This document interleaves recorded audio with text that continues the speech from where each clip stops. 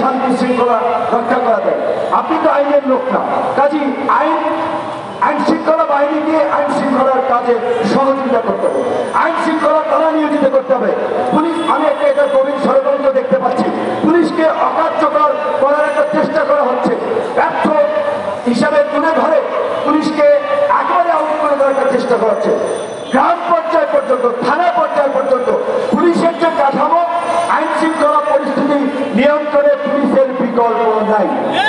প্রয়োজনে কিভাবে পুলিশকে যুগোপযোগী করা যায়, এই করাপ্টেড, এই মাফিয়া অফিসারদেরকে বিচারের মুখোমুখি করে সৎ, সাহসী, দক্ষ, চৌকস অফিসারদেরকে দায়িত্ব দিয়ে পুলিশকে আগের চেয়েও অ্যাক্টিভ সক্রিয় করতে হবে। পুলিশকে সহযোগিতা করবে সচেতন নাগরিক, গণমাধ্যম, রাজনৈতিক দল, সুশীল সমাজ। আমরা আহ্বান জানাবো যে সরকারের কাছ থেকে দিক নির্দেশনা যাবে প্রতিটি জেলার ডিসি, এসপি, প্রতিটি থানা, উপজেলার ওসি, ইউনিয়নরা সেখানকার রাজনৈতিক দল, নাগরিক সমাজ সকলের সাথে মত বিনিময় করে তারা আইন শৃঙ্খলা পরিস্থিতি ফিরিয়ে আনার জন্য অনতিবিলম্বে কাজ শুরু করবে। এবং বিপ্লবের পর যারা লুটপাট করছে, দখল করছে, তাদেরকে অবশ্যই চিহ্নিত করতে হবে। যদি তাদেরকে বিচারের মুখোমুখি করতে না পারেন, আগামী তোরা শেখ হাসিনার চেয়ে বড় ফ্যাসিস্ট এবং দখলদার। আমরা বারবার বলেছি, সেই রক্তবান ত্যাগের মধ্যে দিয়ে দখলদারদেরকে আমরা হটিয়েছি, আর যেন কোনো দখলদার তৈরি না হয়। ওই যে দেখেন মাথায় রক্ত ব্যান্ডেজ বাঁধা দাঁড়িয়ে রয়েছে, তারা মঞ্চে নেতা হতে আসে নাই, তারা বক্তৃতা দিতে আসে নাই, রক্তাক্ত অবস্থায় এই সমাবেশে এসেছে, কারণ তারা একটা ভালো সমাজ চায়, ভালো রাষ্ট্র চায়, দেশটা ভালো চলুক, দেশের নাগরিকদের নিরাপত্তা থাকুক, নাগরিক অধিকার থাকুক, এইটাই তাদের প্রত্যাশা। আরো আছে কয়েকজন আমার সাথে দেখা গুলি দিতে হয়েছে, আমি সময় দিতে পারি নাই। আমি অনেক সেটা ব্যক্তিগতভাবেও অনেকে কথা বলতে চেয়েছে, সেটা খারাপ থাকার পরে সময় দিতে পারে, আমি ক্ষমা চেয়ে নিচ্ছি। আপনাদের এত ত্যাগ, ডেডিকেশন, আপনাদের সাথে মন ভরে ঘন্টার পর ঘন্টা আলাপ করতে পারে, দেখা করতে পারলে ভালো লাগতো। অবশ্যই দু একদিন পরে একটু পরিপূর্ণ সুস্থ হলে আপনাদেরকে সেই সময়টা দেবো। আজকে আমরা যেটা বলছিলাম, এই যে বিভিন্ন প্রতিষ্ঠান, ধরেন আপনি বেক্সিমকো গ্রুপের মালিক সালমান খান কিংবা এসালম কিংবা বসুন্ধরা, এই কোম্পানিগুলো তো শুধুমাত্র ওই ব্যক্তির একটা বিষয় না, এখানে লক্ষ লক্ষ মানুষের কিন্তু রুটি রুজির একটা বিষয় আছে।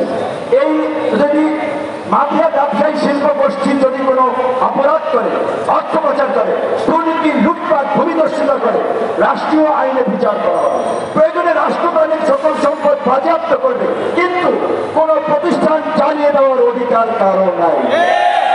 কোন কল কারখানা, মিল, ফ্যাক্টরি ভাঙচুর করার, অগ্নি সংযোগ করার অধিকার কারণ নাই। এইটা কারা করছেন আমরা ভালো করে জানি। আপনারা আমাদের বিপ্লবকে রক্ষা করার জন্য আপনারা এই কাজগুলো করছেন।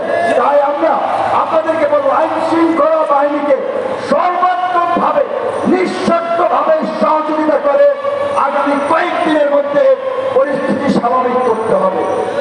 কালকে আমি থাকি মহানগর প্রজেক্ট রামপুরা, রাত্র 1টার দিকে শুনে রামদানি আর দৌড়াদৌড়ি করতেছে দুই গ্রুপ।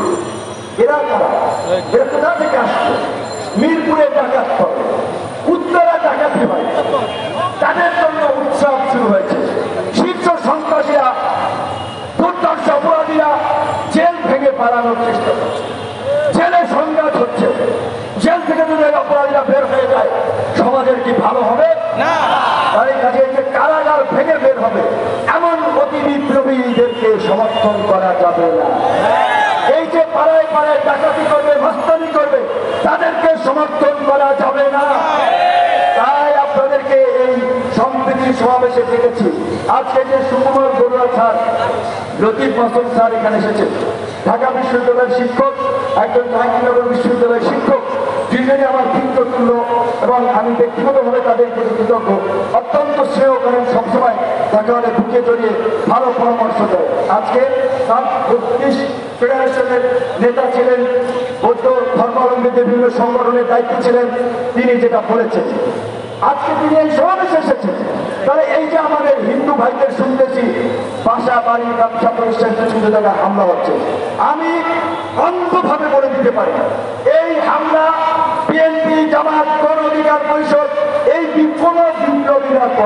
নাই, করে না।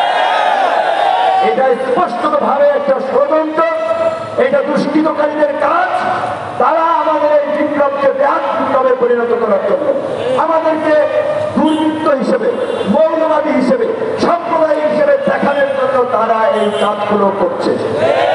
তাহলে কি আপনাদের দায়িত্ব না হিন্দু, বৌদ্ধ, খ্রিস্টান সকল ধর্ম, বর্ণ, মত পথ নির্বিশেষে প্রতিটি এলাকায় সাম্প্রদায়িক সম্প্রীতি রক্ষা করা? সেই জন্য এই সম্প্রীতির সমাবেশ। তো আজকে আপনারা এই সমাবেশ থেকে গিয়ে প্রত্যেকটি নেতা কর্মীকে সেই দিক নির্দেশনা দিবেন। আজকে আপনারা জানেন গত 15 বছরে প্রায় 16 লক্ষ কোটি টাকা পাচার হয়েছে। পাচারকারীদের বিষয়ে পত্রপত্রিকায় নিউজ হলেও তাদেরকে গ্রেপ্তার করা হয়নি। পরবর্তী রাজনৈতিক সরকার কি হবে আমরা জানি না, কিন্তু অন্তর্বর্তীকালীন সরকারকে বলবো তারা জনসমর্থনহীন সরকার না, জনগণের মতামত এবং ম্যান্ডেটেই কিন্তু এই সরকার গঠিত হয়েছে। আমরা ছাত্র জনতা সবাই মিলে এই সরকারকে সমর্থন দিয়েছি।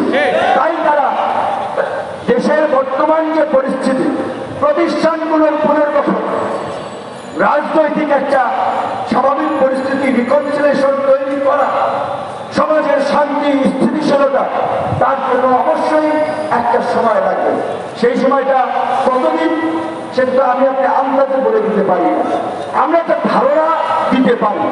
তবে নিশ্চয়ই যারা নির্বাচিত হয়েছে অন্তর্বর্তীকালীন সরকারে, তারা একটা খসড়া করে জাতির সামনে বললে আমাদের এই কাজগুলো করতে হয়, আমাদের এই সময়টা প্রয়োজন, সেই সময়টাকে আমরা দেব না?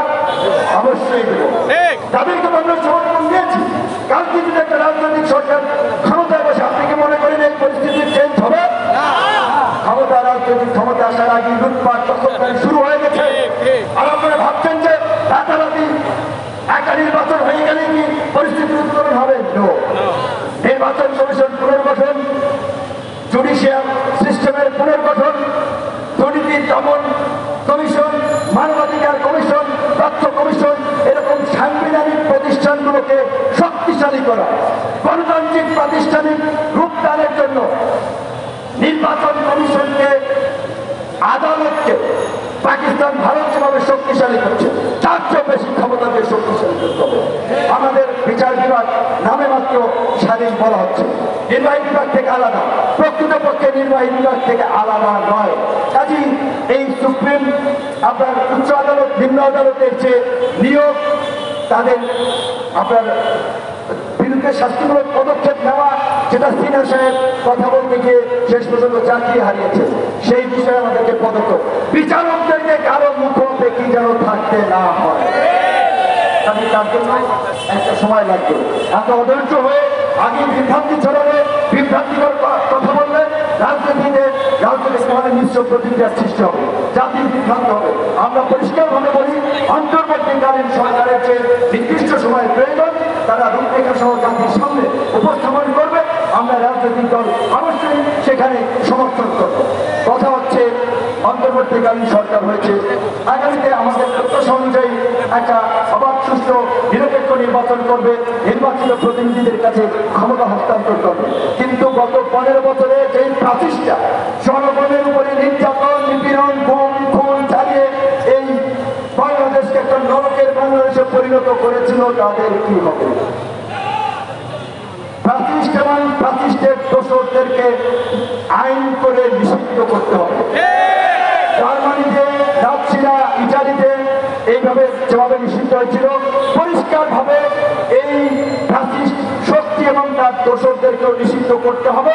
সেটা করবে আমাদের এই ম্যান্ডেট, জনগণের ম্যান্ডেট দিয়ে ক্ষমতায় বসা অন্তর্বর্তীকালীন সরকার। আমরা তাদের কাছে দাবি জানাই, একই সাথে আমাদের সাথী, আমাদের বন্ধু রাষ্ট্র, প্রতিবেশী রাষ্ট্র বহু পাল্টান দেয়, কিন্তু প্রতিবেশী পাল্টান দেয় না, অনেক বলে। তো প্রতিবেশীর সাথে পাল্টাতে পারবো? তো এই প্রতিবেশীর সাথে আমরা ভালো সম্পর্ক চাই, তারাও চাই। প্রতিবেশীর সাথে আমাদের চুক্তি আছে, বন্দি বিনিময় চুক্তি। অনতি বিলম্বে শেখ হাসিনাকে বাংলাদেশের নবনির্বাচিত সরকারের কাছে ফিরিয়ে দিতে হবে। শেখ হাসিনার বিচারের মাধ্যমে বাংলাদেশ সহ সারা বিশ্বে দৃষ্টান্ত স্থাপন হবে, যেন আর কেউ জনগণের বিরুদ্ধে গুলি চালিয়ে গণহত্যা করে ক্ষমতায় থাকার দুঃস্বপ্ন নয়। ভারতকে পরিষ্কার চাই, সম্পর্কের ছন্দপতন যদি না করতে চান, শেখ হাসিনাকে কোন দেশে পাঠাবেন এই সমস্ত তদবিরকান্তি না করে অনতিবিলম্বে বাংলাদেশে ফেরত পাঠান। এবং আমরা আজকের এই সমাবেশ থেকে বলছি, শেখ হাসিনাকে যদি ফেরত পাঠানো না হয়, অনতিবিলম্বে গণ অধিকার পরিষদ ছাত্র জনতাকে নিয়ে শেখ হাসিনাকে ফেরানোর দাবিতে ইন্ডিয়ান হাই কমিশন ঘেরাও করবে। সিদ্ধান্ত আপনাদেরকে নিতে হবে, আপনারা সম্পর্ক রক্ষা করবেন নাকি সম্পর্ক ছেদ করবেন। কিন্তু আমাদের জন্য পরিষ্কার, আমরা সবার সাথে সম্পর্ক রেখে সামনে এগিয়ে যেতে চাই। আপনারা গত 15 বছরে যা করেছেন সেইটা কোনো প্রতিবেশী স্বরূপ আন্দোলন ছিল না।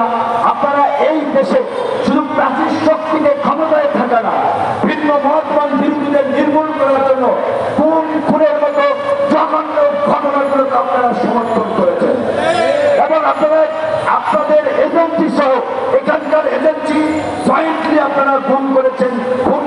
যেই কারণেই সাংবাদিক কাজলকে বাংলাদেশ থেকে পাওয়া যায় ইন্ডিয়ার বর্ডারে, বিএনপি স্থায়ী কমিটির সদস্য সাবেক মন্ত্রী সালাউদ্দিন সাহেবকে উত্তরা থেকে তুলে নেওয়ার পরে তাকে পাঠানো হয় শ্রীলঙ্কা। এই কয়েক বছরেও ভারত সরকার, একটা প্রধান রাজনৈতিক দল ক্ষমতায় ছিল, সরকারে ছিল, তার মন্ত্রী ছিল, তাকে দেশে আসতে দেয় নাই। অনেক ক্ষত আপনারা তৈরি করেছেন এবং এই দেশের মানুষ আপনাদের এই ক্ষমতার বাহাদুরি শুধুমাত্র শেখ হাসিনাকে পরাজিত করে নাই, পাকিস্তানিদের মতো এই তৃতীয় মুক্তিযুদ্ধে ভারতীয় আধিপত্যবাদকেও পরাজিত করেছে। কাজে আমরা পরিষ্কারভাবে বলতে চাই, বাংলাদেশে পিলখানা বিরিয়ানি সহ হেফাজতে ইসলামের উপরে নির্বিচারে হত্যাকাণ্ড, এই সমস্ত ঘটনার জাতিসংঘের অধীনে তদন্ত হতে হবে এবং আন্তর্জাতিক আইন অনুযায়ী মানবতা বিরোধী অপরাধে আইন শৃঙ্খলা বাহিনী সহ সরকারের যারাই জড়িত ছিল তাদেরকে বিচারের মুখোমুখি করতে হবে। প্রয়োজনে তার জন্য বিশেষ ট্রাইব্যুনাল গঠন করতে হবে এবং এই কাজগুলো আমরা অন্তর্বর্তীকালীন সরকারের কাছে আমরা প্রত্যাশা করি। আমরা এই কাজগুলোর দৃশ্যমান বাস্তবায়ন দেখতে চাই। এখন কথা হচ্ছে, অনেকে মাইন্ড করবে, মন খারাপ করবে, কিন্তু কথা বলতেই হবে। গত